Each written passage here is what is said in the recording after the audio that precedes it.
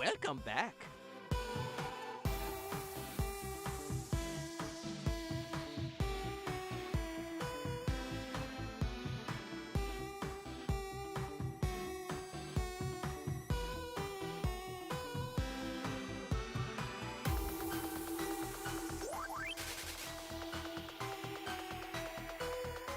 Welcome back. Yo, what's up, Base Guru? Good to see you this morning, bro.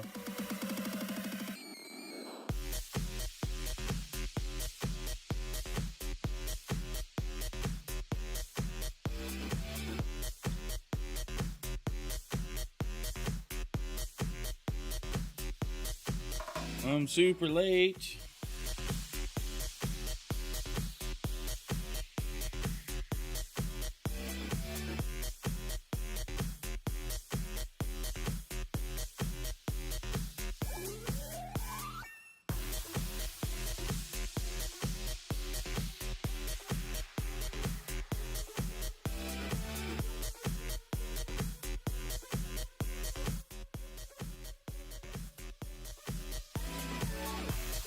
Nice.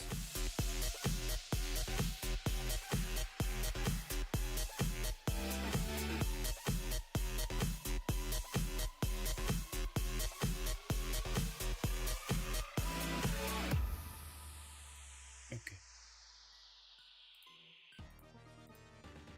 Yo, Dan. Coming in with the prime sub right off the bat. What is up, my dude? Thanks for the support.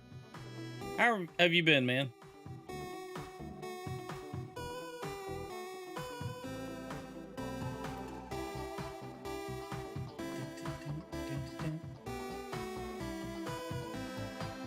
Okay, that's definitely working. Excellent.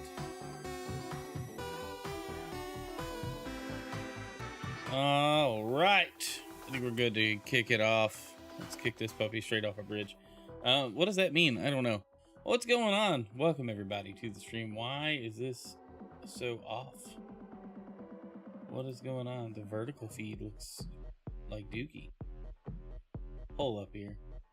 Let's fix it while I'm looking at it. This needs to go maybe behind this. There, now it's right. What? Why would it rearrange? Anyway, I fixed it. Anyway, welcome to the stream, everybody. Happy Monday. Hope everything's going well with you, wherever you're at. Whatever you got going on today. We got game news to talk about. We're going to kick things off with some Halo news. Turns out Halo Infinite actually wasn't Infinite. The game with a 10-year plan, which I'm telling you guys, anytime any studio announces a 10-year plan, I'm checked out. I don't believe it'll happen. That's a lot of commitment. You don't know what the gaming landscape's going to look like in 10 years. There's no way for you to do that. All good, working, eating, gymming, gaming, and repeating. Nice. Nice. All right, well, let's jump into some game news this morning. We got news mode active. We'll shift it over here. And the playlist is way too hyped for me today. That's just not going to do it. That's too much. Too high energy for me. Oh, man. I wish the weekend was one extra day. We need to go to a 4-day work week, 3-day weekends all the time. All right, anyway. Welcome to the game news. All right, let's jump in. We got a lot to cover. I say a lot, but I have a lot of opinions on things. Make this guy full screen. And there we go. All right, so this is from Halo Waypoint. This is Halo's like news site directly. That is the wrong thing. There we go. Get that down a bit. All right, so Operation Infinite update preview. So this is the latest update for Halo Infinite, but is also the last update for Halo Infinite. We'll jump into the details here. Double XP progression, so you can level up the Operation Pass faster. I also think your career rank will level. Yeah, it says that here.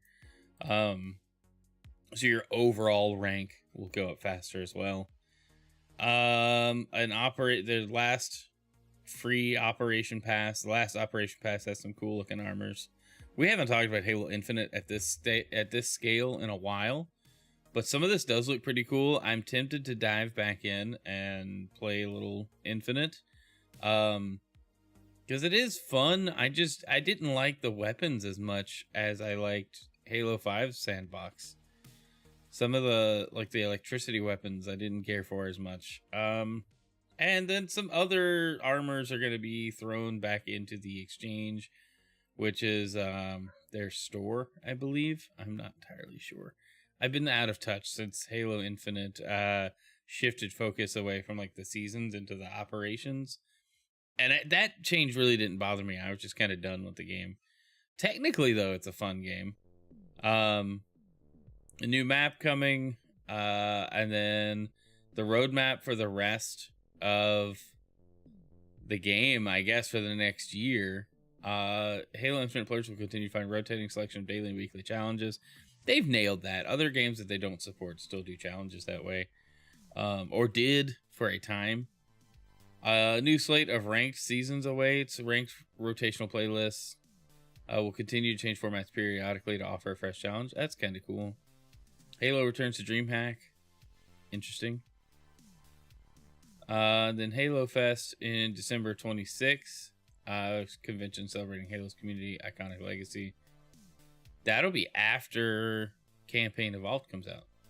And then a thank you to everybody. So, yeah, that leads us to Campaign Evolved, which, like I said, right before we actually officially started the show here, this game had a 10-year plan at one point, and I don't see how they were ever going to do that successfully. This is a long article. I do like what they gave us from a certain standpoint. I just wish they had, I don't know, I wish they had just done it a little better, a little different. More modes at launch, more armors. The armor customization was wonky. People didn't like it. It was too restrictive for the options they gave us, and then they fixed all of that. So I saw a comment that said if the game had launched in this state that it's in right now, it would be everybody's favorite Halo game. And that may be true. I mean, it being free to play was a huge thing. So there might be some truth to that, but I don't know.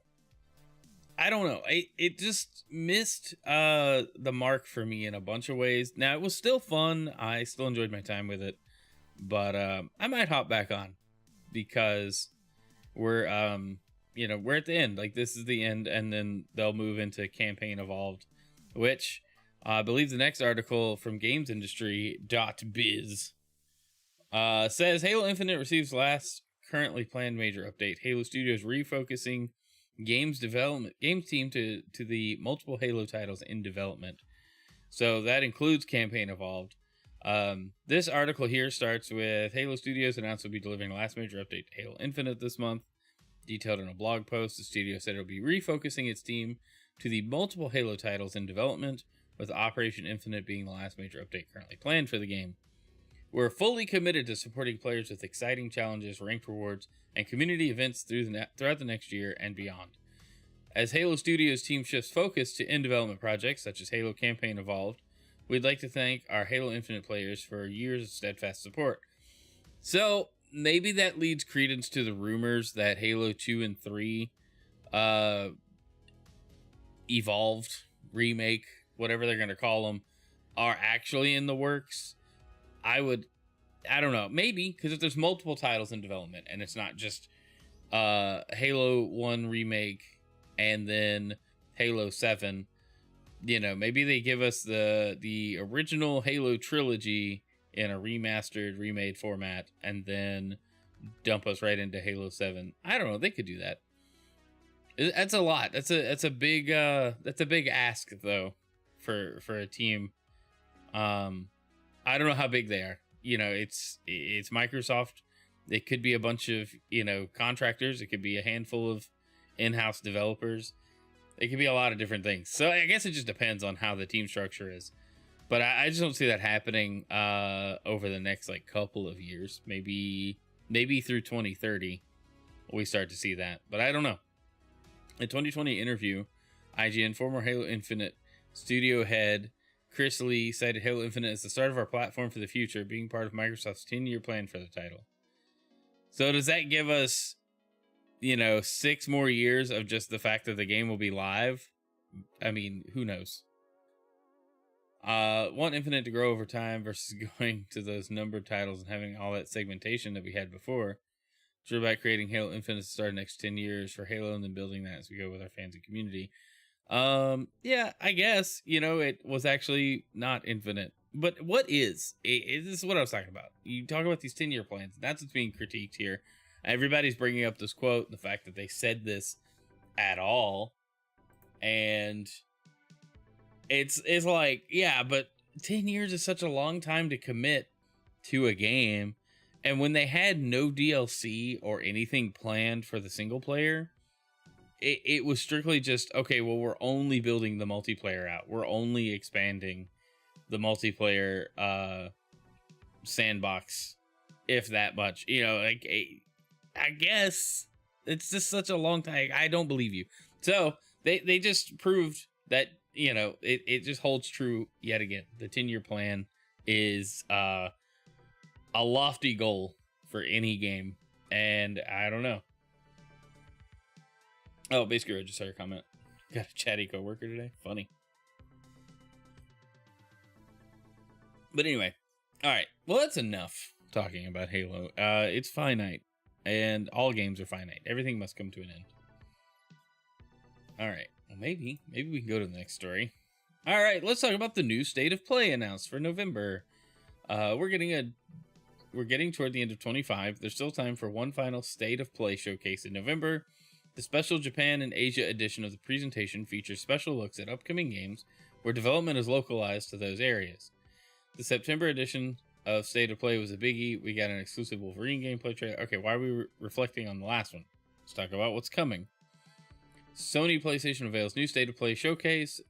State of Play Japan and Asia broadcast takes place November 11th or November 12th in Japan.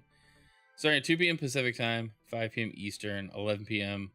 CEST, or 7 a.m. Japan Standard Time. This Tuesday, we're bringing you a special episode of State of Play running for more than 40 minutes, focusing on games created in Japan and across Asia, alongside a few other exciting updates. From beloved series to distinctive indie creations, the show, hosted by voice actor Yuki Kaji, will be packed with great games, interviews, and new looks at anticipated titles. Interestingly, it'll be 40 minutes long, so it's not short. I mean, 40 minutes long, but if they're going into a deep dive into like mechanics for a game that nobody is gonna, not everybody's excited for, I guess. What can we expect from a Sony State of Play event in November 25? Any big titles being developed in Asia taking a keen to get a status report on listing key games. Okay, that's just telling me to engage. My thing is, I hope that the stuff they announce eventually finds its way west, but obviously not all of it would. We still have a high number of exclusives that just come out in Japan, although that number is changing. That number is getting smaller. It's gonna be interesting. I imagine that something from Hoyo Labs, Genshin Impact, that we'll talk about that later. We have a story about their next big game. But, we do see these studios like Cognosphere, I guess is the studio. I don't know. Whoever makes Genshin and Star Rail and Zenless Zone Zero, like those guys are releasing a new game. And maybe that shows up there. Maybe we get some other looks at games that are eventually coming west, but they're just being celebrated because they're going to come out first in Japan and Asia territories. So, that's cool. I'm excited to see what they show, but I'm probably not going to do a live react to it. But I might pull it up. I don't know. Depends on what was the time for it. What did it say? 2 p.m. Pacific time? That's going to be weird. I don't know. Yeah, we're definitely just going to watch that offline and react to that later. But it's kind of cool. Interesting to see a end of the year announcement show. Usually that stuff happens to, those whatever's about to be announced is usually saved towards like January or February. But I don't know. All right, moving on. I thought this was interesting. So we talked last week about the PlayStation Portal getting a big update. Did we talk about it last week here? The PlayStation Portal now has a purpose. Just in case we need to recap. They added cloud streaming to it off of Sony's service. It's been in beta, but it officially came out. The PlayStation Portal now has purpose.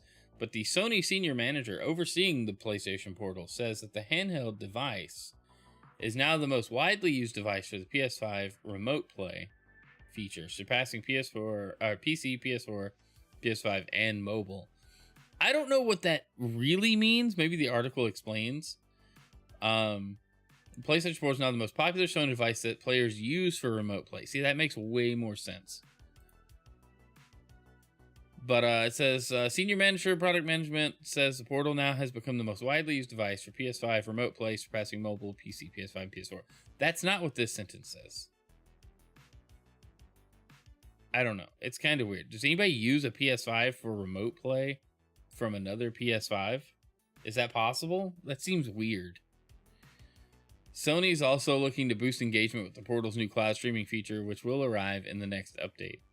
Sony's revealed new statistics for PlayStation Portal, confirming it's now the most popular PlayStation device to use for remote play. Adding cloud streaming to it just made it more useful. I guess if you're in a multi-device house, or you have like kids, like I could see it being useful if you only have the PlayStation, but the kids want to watch TV, so you put something up on, the Roku or whatever, and then you just leave your PlayStation on, but just start playing on your Portal instead of using the TV. That's why that's the use case, right? However, the addition of cloud streaming means this device now has way more practicality, and it's not just a local network Wii U situation. That's kind of what it felt like. It's like a Wii U that doesn't have asymmetrical multiplayer games. I guess they talk about the update a little bit here.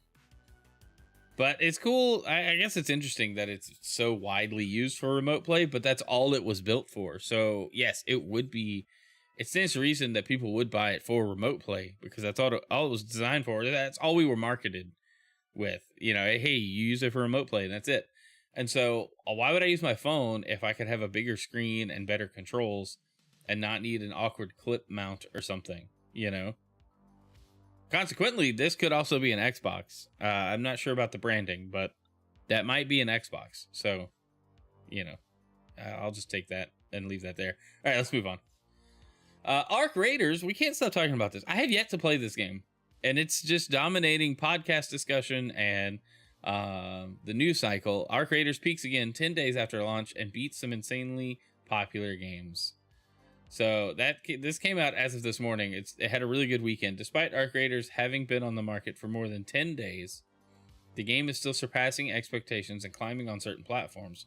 Hours ago, the post-apocalyptic extraction shooter managed to secure a new record on Steam, climbing to a peak of 462,488 players, beating the previous high of 416,517 players.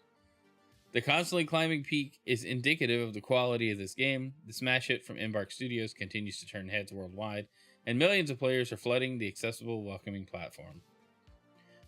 Let's see. Arc Raiders isn't your typical extraction shooter. For starters, it's a third-person shooter with heavy social aspects, and it's designed to ideally be treated as a PvE game in many ways. It has been soaring up the charts since dropping on October 30, and it shows absolutely no signs of slowing down. Yesterday, the game hit a peak user count, 460,517 on Steam, but in recent hours, the peak has climbed further to 462,488 players. It's bucking trends, but this multiplayer-only shooter is getting stronger over time rather than the player count inevitably dying out. Though it's only been 10 days. People are liking it. It's getting a lot of good coverage. It seems to be a well-made game. So, that's fair, I don't know. I'm excited to see a new IP, a new game be so successful. Thanks to Knowledge for the lurk and the hydrate. Let's see. Embark recently revealed a stunning roadmap for ARC Raiders, promises to keep the game stoked for the time being, but the team has suggested it wants to support ARC Raiders for a decade. Oh, there we go, 10-year plan. All right, so the days are already numbered for this game. It may be fantastic, but 4 years is what we're getting. 4 years of updates. And in that time, it may change drastically. No, I'm just kidding. I don't know what the future holds, but I have a hard time believing a 10-year plan for any game, any live service game. All right, let's move on. Okay, spoilers ahead. Super Mario Galaxy movie merch leaks Yoshi and Bowser Jr. So spoilers. If you don't want to know that they're in the movie, I'm sorry. First look at Yoshi and Bowser Jr. from the Mario Galaxy movie comes from, well, a grocery chain. The film, set to release April 3rd, 2026, has yet to get a full trailer, but the new listing may hint at it coming sooner than we thought. Illumination Universal Pictures went big with the Super Mario Bros. Movie back in 2022, the first film based on a Nintendo IP in decades. It became the highest grossing video game adaptation of all time. Hey, Brent, good to see you this morning. A sequel was quickly greenlit, and earlier this year was revealed to be called the Super Mario Galaxy Movie. Story details were thin outside of using Super Mario Galaxy, but now we have some more content from an unlikely source: slice and bake cookies. So first look at Yoshi and Bowser Jr. Super Mario Galaxy Movie leaked online. It's these Pillsbury cookies. Interesting. Uh-oh, we opened Twitter. No, we're doomed. I just want a closer look at the packaging. So they're Yoshi egg cookies. Interesting. And then we have the back of the package as well. That is definitely Bowser Jr. The Comet Observatory. That looks cool. Interesting idea. Let's get back to the article. So the leak comes from an unlikely source, Tops Markets. The East Coast grocery chain put up a new listing for Pillsbury, the Super Mario Galaxy shaped sugar cookie dough. Man, that's a weird product name. It's still up, linked here if you want to look at it, but it's out of stock. On the box, we have the best look at Yoshi, who is at the end of the Super Mario Bros. Movie via a cracked sewer egg. His design differs a bit from his video game counterpart, with smoother texturing and flatter eyes. Yeah, it's true. I don't know, it looks like Yoshi, though. It's not too different. On the back, there's a fun little maze to fill out. We do get to see some of the worlds Mario and Yoshi will be traveling to, though it's hard to tell if they come from Super Mario Galaxy or its sequel. However, one icon should be familiar to fans: Bowser Jr.'s graffiti tag. Character, the son of Bowser, played and filmed by Jack Black, has yet to be revealed, so his inclusion here is all but confirming his appearance. Yes, there is a rumored trailer supposed to drop. I just find it weird that a grocery store would list this already, and I don't know, that's odd. Anyway, so yeah, that's what Yoshi looks like. These leaks are getting just absurd with the sourcing, but I guess as when you start to get it big like this, right, like Nintendo is huge and they're just getting bigger by going into movies and like this kind of merchandising and branding and marketing and stuff. This stuff is bound to happen, you know, like every year we get these pre-sliced cookies that have little pictures on them. That's part of Christmas, part of the Halloween season. We see them all the time. But now it's like, okay, but now they're Mario branded, so we're going to talk about them, right? But yeah, that stuff is bound to leak because people are more excited about seeing their favorite like games and stuff represented here than the same old thing we normally see. But crazy, all right? Like, that's such a crazy source. Like, hey, these Pillsbury cookies spoiled Yoshi for everybody. Sorry if anybody's spoiled by this. All right, let's move on. We were talking about Hoyoverse, MiHoYo. Yes, that's who it is. Releases first tease for new Unreal Engine 5 fantasy MMO. And yes, it uses AI. So this is an image from MiHoYo for whatever they're going to be releasing. But the developer behind Genshin Impact and Honkai Star Rail and other gacha titles has released a teaser video for its upcoming Unreal Engine 5 project. It's a fantasy MMO, which, you guessed it, makes use of AI. MiHoYo's hiring department posted a video and additional project information on a Chinese social media platform. I'm not going to try to pronounce it. The post lists out a number of key quirks of the game, including MMO, PvP, open world, artificial intelligence stimulated ecosystem, all-terrain battle AI, and intellectual NPC, in air quotes. Intellectual NPC. I don't know what that means. It's worth noting that these are translated, and therefore the exact wording must be taken with a grain of salt. However, it does provide some manner of insight into one of MiHoYo's big upcoming projects. First of all, one immediate thing one can see from the post is that the aesthetic of this mysterious new project isn't MiHoYo's typical anime style. Instead, you see the obvious marks of Unreal Engine 5. I would like to see the video. I don't know where it is. I'm curious what AI means in this. I guess we could go to reset era and see. Did we open this? I don't know if this link actually opened. Aha, it did. Okay. Oh, we do have a trailer. All right. Well, we'll be tracked by the Chinese government or something. I'm sure we already are. I don't know if you guys can hear that or not.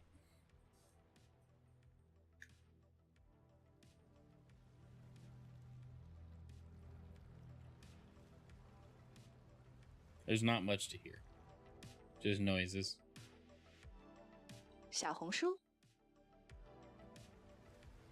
Alright, and it just looped. But, interesting. There's all sorts of stuff going on. It looks a little grittier and less bubbly than their usual style. And then, like, a poster? Okay. We're not going to go too far down this. Oh, they straight up say it's Unreal Engine 5, UE5. Okay, cool. I don't know what this is going to do, but maybe we'll see this at the state of play. That would track, right? Like, that would make sense to me. All right, let's move on. All right, let's talk about delays. Marvel 1943 Rise of Hydra has received another delay beyond early 2026. Game was previously set to release in 25 and now no longer has a release window. That's not a good sign.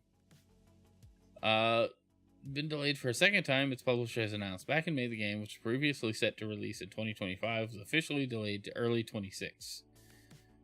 Now, in a statement posted on its official X account, publisher Skydance Games announced that the game has now been delayed further to an unconfirmed release window. At Skydance Games, our goal is to deliver unforgettable premium games that honor the characters and worlds we're fortunate to work with.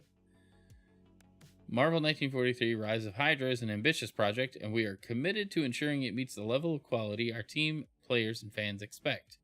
To fully realize our vision for Marvel 1943 Rise of Hydra, we've made the decision to shift our release window beyond early 26. Grateful for the passion and support from the communities and players around the world, the team is working hard to create something truly special, and we look forward to sharing more with you as development progresses. Alright, so that's concerning. Very curious what the delay is from. Maybe added content, maybe the scope got bigger. I don't know. I'm looking forward to this one. This game looked cool in the trailers and stuff. So hopefully we get to see more soon, because I definitely want to jump into this game when it launches. It looks awesome. All right, let's move on. Grand Theft Auto 6. We talked about this a little on the podcast if you caught it over on the Gaming Roundtable, but let's talk about it here because it's my news show and I want it now. Grand Theft Auto 6 has been delayed again to the end of 2026. We are sorry for adding additional time to what we realize has been a long wait, Rockstar says. It says, hi everyone. Let's just read the statement from Twitter. Hi everyone. Grand Theft Auto 6 will now release on Thursday, November 19th, 2026. We're sorry for adding additional time to what we realize has been a long wait, but these extra months will allow us to finish the game with the level of polish you've come to expect and deserve. Fair enough. Second major delay for one of the most eagerly anticipated releases in entertainment. The game was previously supposed to release in fall 25, but earlier this year, Rockstar posted a statement announcing the game had been moved back to May 26. So it's interesting. They didn't... Did they give a date? Or it's just... Yeah, it's November 19th. I did read it and I immediately forgot it because that's where I'm at this morning. So everybody having games come out in spring just took a sigh of relief last week when they read this. But now the holiday, early or late fall, early holiday like sales windows are now just ruined.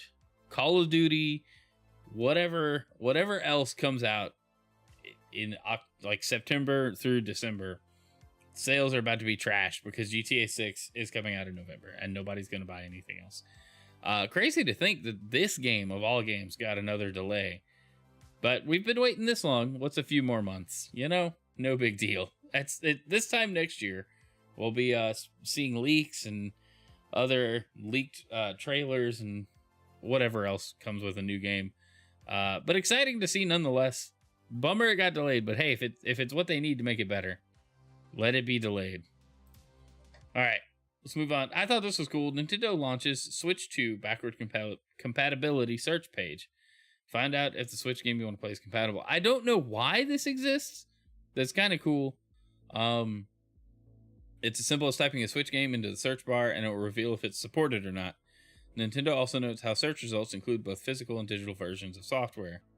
The search functionality extends to apps, and search may or may not include additional information such as recent patches. Other searches will result in incompatible or unsupported, as you can see in the screenshots below, with Nintendo even acknowledging specific issues. So instead of having to refer to the official PDFs or other search methods on Nintendo's website, you can now simply enter the game title in the search bar and find out if the software you want to play is compatible on the Switch 2. So that's very interesting. Oh, see, I didn't know Nier Automata had issues. When Nintendo initially revealed Switch game compatibility for Switch 2, it mentioned at the time how not every game would be supported at launch, but explained how the work to make more games compatible was ongoing. This new search page means you can now regularly check the status of games that may not yet be compatible with the Switch 2 and see if there are any updates. Shadow Advance, good to see you in chat. How are you doing today? I saw something and I don't know, we have time to fool with it here. I'm trying to see what else we have on. All right, we have one other thing to talk about. But supposedly, if you like type a game in, so let's type Breath of the Wild. All right, let's see. Breath of the Wild is supported game behaviors consistent with Switch.